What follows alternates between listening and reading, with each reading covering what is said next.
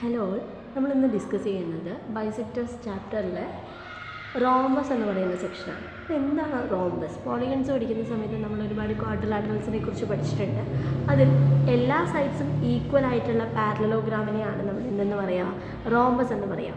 A parallelogram with all sides of the same length is called a rhombus. ഇതിൻ്റെ opposite angles same ആയിരിക്കും and opposite sides equal and opposite sides അല്ല, എല്ലാ സൈഡ്സും equal and opposite sides parallel ആയിരിക്കും. Okay, ഇതാണ് rhombus എന്ന് പറഞ്ഞു കഴിഞ്ഞാൽ. ഓക്കെ, അപ്പോൾ ഞാനിവിടെ ഈ റോംബസിൽ ഡയഗണൽസ് കൺസിഡർ ചെയ്യുന്നു. ഓക്കെ, ഈ ഡയഗണൽസിൻ്റെ പ്രത്യേകത എന്താണെന്ന് വെച്ച് കഴിഞ്ഞാൽ, റോംബസിൽ ഏത് റോംബസ് എടുത്തു കഴിഞ്ഞാലും ഈ diagonals perpendicular bisectors of each other ആയിരിക്കും. അതായത് ഈ ഡയഗണൽസ് ക്രോസ് ചെയ്യുന്ന ഈ ഒരു പോയിന്റിൽ ഇവിടെ ഉള്ള ആംഗിൾ എന്ന് പറയുന്നത് 90 ഡിഗ്രിയും ആൻഡ് ടോട്ടൽ ലെങ്ത്തിന് ഈ ഡയഗണൽസ് പകുതിയായിട്ട് കട്ട് ചെയ്യുന്നുണ്ട്. അതായത് ഈ ഒരു ABCD ആണ് റോംബസ് എന്ന് വെച്ച് കഴിഞ്ഞാൽ, അതിൽ AC എന്ന് പറയുന്നത് ഒരു 8 സെൻറ്റിമീറ്റർ ആണെങ്കിൽ ഈ AO എന്ന് പറയുന്നത് 4 സെൻറ്റിമീറ്ററും ഇത് 4 സെൻറ്റിമീറ്ററും ആയിരിക്കും. ആൻഡ് ടോട്ടൽ BD എന്ന് പറയുന്നത് ഒരു 6 സെൻറ്റിമീറ്റർ ആണെങ്കിൽ DO 3 ആൻഡ് OB 3 ആയിരിക്കും. അങ്ങനെ പെർപെൻഡിക്കുലർ ബൈസെക്ടേഴ്സ് ആയിരിക്കും റോംബസിൻ്റെ ഡയഗണൽസ് എന്ന് പറയുന്നത്. ഓക്കെ, ഇനി ഇതേ കാര്യം നമ്മളൊന്ന് തിരിച്ച് ചിന്തിക്കുകയാണെങ്കിൽ, ഒരു ക്വാഡ്രിലാറ്ററലിൻ്റെ ഡയഗണൽസ് എന്ന് പറയുന്നത് പെർപെൻഡിക്കുലർ ബൈസെക്ടേഴ്സ് ആണെങ്കിൽ അവിടെ ഫോം ചെയ്യുന്ന ക്വാഡ്രിലാറ്ററൽ എന്ന് പറയുന്നത്, അതായത് ഡയഗണൽസ് പെർപെൻഡിക്കുലർ ബൈസെക്ടേഴ്സ് ആയിട്ടുള്ള ക്വാഡ്രിലാറ്ററൽ എന്ന് പറയുന്നത് അതൊരു റോംബസ് ആയിരിക്കും. ഓക്കെ, സോ ഈ രണ്ട് റിസൾട്ടാണ് നമുക്കിവിടെ പഠിക്കാനുള്ളത്. In any rhombus the diagonals are perpendicular bisectors of each other. If the diagonal of A quadrilateral are perpendicular bisectors of each other, then the quadrilateral is A rhombus. Okay, ഈ രണ്ട് റിസൾട്ടാണ് നമുക്കിവിടെ പഠിക്കാനായിട്ട് ഉള്ളത്.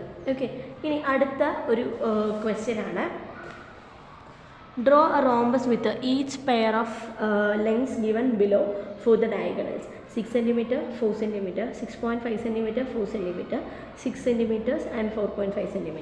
ഇവിടെ നമുക്ക് തന്നിരിക്കുന്ന ഡയഗണൽസിൻ്റെ ലെങ്ത് ആണ് അല്ലേ.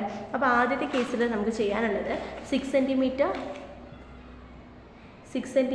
4 cm ലെങ്ത് ഉള്ള ഡയഗണൽസ് ആണ് നമുക്കിവിടെ പറയുന്നത്. സോ നമുക്കതെങ്ങനെയാണ് ചെയ്യുന്നതെന്ന് ഒന്ന് നോക്കി നോക്കാം. ആദ്യം 6 cm ലെങ്ത് ഉള്ള ഒരു ലൈൻ വരയ്ക്കുന്നു.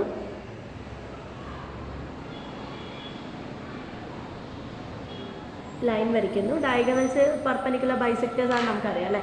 സോ ഇതിൻ്റെ പെർപെൻഡിക്കുലർ ബൈസെക്ടർ വരയ്ക്കാം. സോ പകുതിയിലധികം ദൂരം എടുത്ത് ആർക്ക് കട്ട് ചെയ്യാം.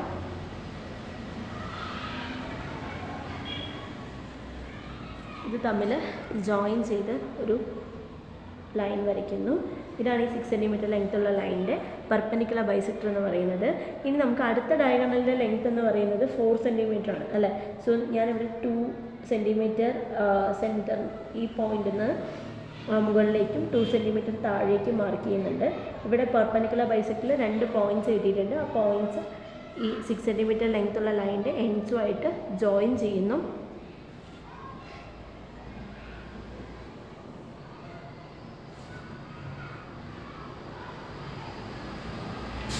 So ഇത് 6 cm and this diagonal is 4 cm. Okay, so ഇങ്ങനെയാണ് നമുക്ക് ആ പ്രോബ്ലം ചെയ്യാൻ പറ്റുന്നത്. ഇനി അതുപോലെ തന്നെ അടുത്തത് 6.5 cm ലെങ്ത് ഉള്ള ലൈൻ വരയ്ക്കുക. ഇനി അതിൻ്റെ പെർപെൻഡിക്കുലർ ബൈസെക്ടർ വരയ്ക്കാം.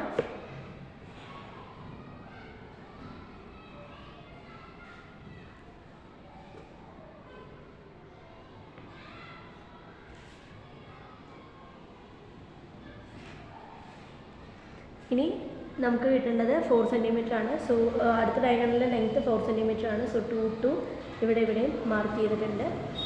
തമ്മിൽ ജോയിൻ ചെയ്ത് വരയ്ക്കാം.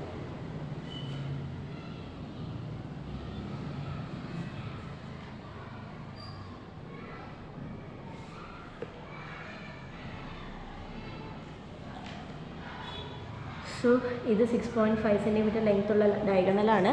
അതുപോലെ ഇതെന്ന് പറയുന്നത് 4 cm ലെങ്ത് ഉള്ള ഡയഗണലാണ്. ഓക്കെ, ഇനി അടുത്തത് 6 cm ആൻഡ് 4.5 cm. അപ്പോൾ നമുക്ക് ആദ്യം 4.5 സെൻറ്റിമീറ്റർ എടുത്തിട്ട് അതിൻ്റെ പെർപെൻഡിക്കുലർ ബൈസെക്ടർ വരയ്ക്കുന്നതായിരിക്കും കുറച്ചും കൂടെ എളുപ്പം. സോ 4.5 സെൻറ്റിമീറ്റർ ലെങ്ത്തുള്ള ലൈൻ എടുക്കുന്നു, എന്നിട്ട് അതിൻ്റെ പെർപെൻഡിക്കുലർ ബൈസെക്ടർ വരയ്ക്കുന്നു.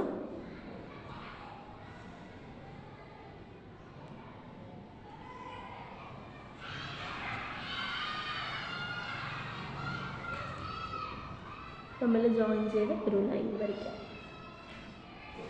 ഓക്കെ, ഇനി അടുത്ത ഡയഗണലിലെ ലെങ്ത് എന്ന് പറയുന്നത് 6 സെൻറ്റിമീറ്റർ ആണ്. സോ ഈ മിഡ് പോയിന്റിൽ നിന്ന് 3 വെച്ച് മാർക്ക് ചെയ്യുക, എന്നിട്ട് അതിനെ തമ്മിൽ ജോയിൻ ചെയ്യാം.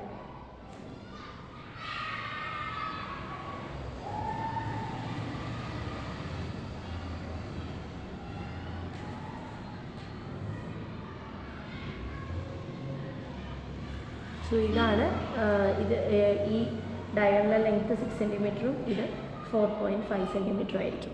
സോ ഇതാണ് നമ്മുടെ ആദ്യത്തെ ക്വസ്റ്റിനുള്ള ആൻസർ. Thank you.